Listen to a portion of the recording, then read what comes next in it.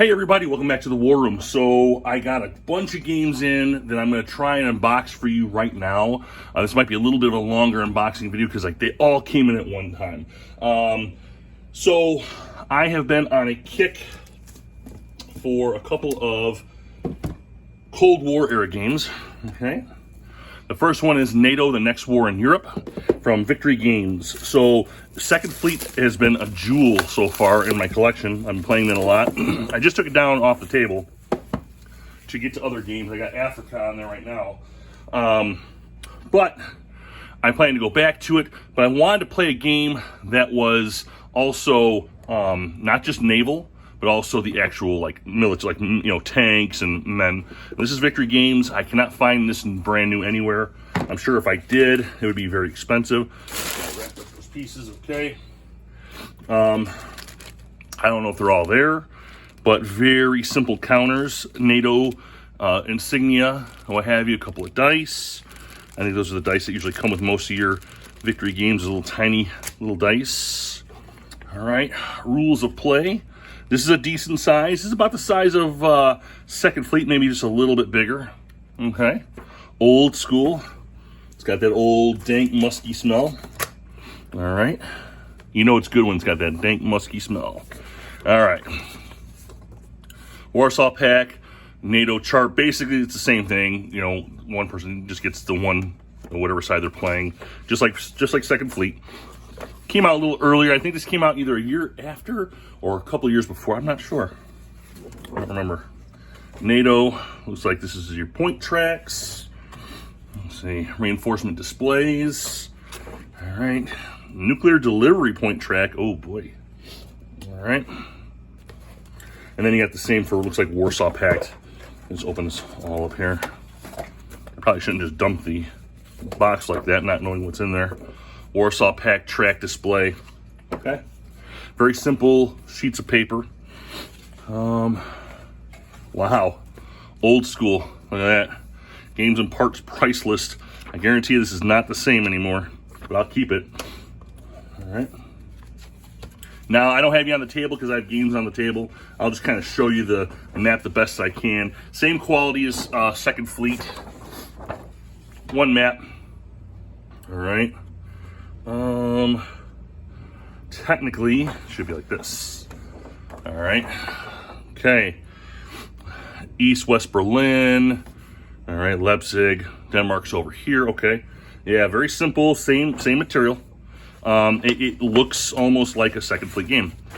All right. Nightmare on Elm Street. Wow. That's an old ass game. All right. So that is NATO: The Next War in Europe. Let me put this stuff away really quickly. All right, got a bunch of charts. Simple enough. All right, chart. Whoops. Okay, old parts list. Boom. All right. I'm gonna try and get through these pretty quick. That took about 2 minutes, 30 seconds. Okay, not bad. Next. All right. I saw this game a while ago, and this looked really good. World at War, Eisenbach Gap, another one for the Cold War series, to add to my Cold War series. Got this one from Noble Knight Games, I should say. They're really good at tracking things. This is by, it's platoon level, Mark H. Walker, and it's by LNL Publishing. I've never heard of them. I don't think they made a lot of games. I'll be completely honest with you. All right. A couple of dice. I don't know if these are special. Some are marked special numbers. 4 is marked red from the black pips, so it must be something special. Terrain effects chart, very nice. All right. Moving fire table. One for the opponent. World at War. This was a low complexity rating. I can't remember what it was, but it wasn't very high. There's only about 15 pages. That's including the pictures. So that's nice. Okay. Okay. Unpunched. Not a lot of units. All right. That's okay. Looks like one of them got punched out. Oh, there it is. Right there. Okay. All right. Let's see. Gamer's Guide. Unit by unit analysis of the world at war combatant strategies for all 6 Eisenbach scenarios. Okay, well that's cool. So this is kind of like a strategy book inside the game to make you a better player. I like that. This is a mounted map. All right. Platoon level, so I'm assuming it's going to be kind of bland with just like environmentals. Only one side. Yeah, there you go. Simple. Not a lot going on there, but that's okay. It's more of a unit-to-unit type fighting, so I don't expect a lot of detail. It's not going to be like one of your World in Flames maps or anything like that. All right. That takes care of Eisenbach. Now this one I'm kind of excited, but I think I'm going to get to Brezhnev first, because Brezhnev I know is a lot more easier than this one. I like to jump into it. Okay, dice. Done. That is it for my Third World War games. Next, Saladin. All right. Now look at that. This is a guy that needs to go poop. All right. There's a little game you could play. Think of your most favored historical figure and just imagine them pooping. They all poop. All right.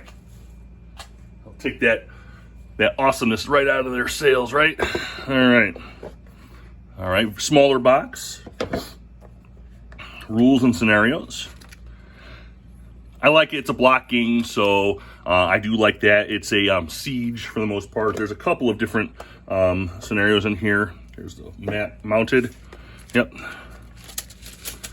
Little stick, green for the Muslims, red for the Christians, I would assume. That's usually how it is. Special dice. They're not numbers, but they have special symbols on there. And then you have terror-style cards. Richard. You got Richard and Luzinen, whatever that is. But from what I understand, you play a card and that allows you to move your guys or do special things. It's card driven. But yeah, let's take a look at the map. The map, let's see. Yeah, 2 sides, as I thought. Okay, one side for Richard, one side for Saladin. All right, this one here looks like Arsuf. Yep, Arsuf. Okay, you got the invasion, and then on the back side, you've got Rookbury, or I don't know if this is Timrin. I'm not sure. But 2 sides, small map, not very big. The pieces are tiny. They're not very large. Those of you who've watched my videos on the Guns of Gettysburg, these are much smaller than the ones that come with Guns of Gettysburg. Okay. And that is that. So I'll put this away. All right. Not a lot of components in this game. I like that. I do like smaller component games. Saladin. All right. Go poop. All right. And last but not least, now some people like this game, some people hate this game, some people like it, then they don't like it anymore, but I've never tried it. Undaunted. Undaunted Normandy, yes. I've seen this game before. I've always wanted to see it and try it. Never had a chance to. Remember, in my circle, I don't have a lot of hardened grognards that play with me in real life. It's very difficult to find someone to play heavy-duty war games with me. I usually play solo. I always look for people, but for some reason, it's like a dying breed or something. Online's fine, but it gets old. Online does get old over time, so I do like to play in real life. So this is Undaunted Normandy. Okay. I'll try to open this. It is fresh. I got this off of Amazon. This is a brand new box. And it's got that air pocket in there. Let's see what we got here. Okay. All right, the scenario book. Number of scenarios that you could build. Cool. You've got the rule book. Rule book is decent. About 23 pages if you're not including the back. All right.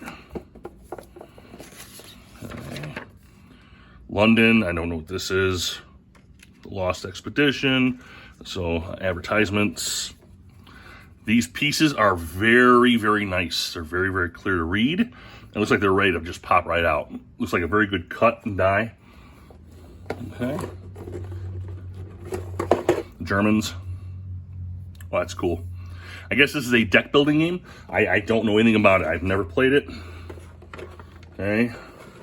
The map is a bunch of boards put together. You put the boards together based on the scenario. And that's the map that you play on. The reason I wanted to get into this is because of Stalingrad. Undaunted Stalingrad looked really nice. So I may get into that. I wanted to start with something, you know, a beginner.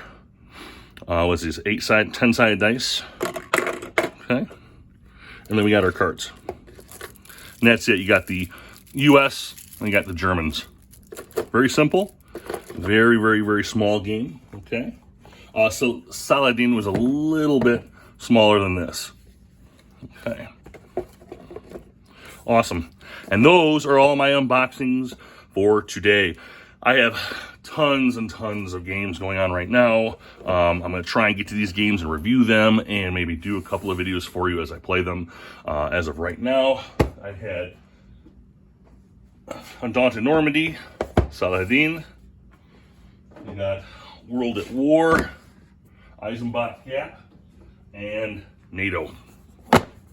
That's it, guys. Thank you for joining me. Have a great day. I'll talk to you later.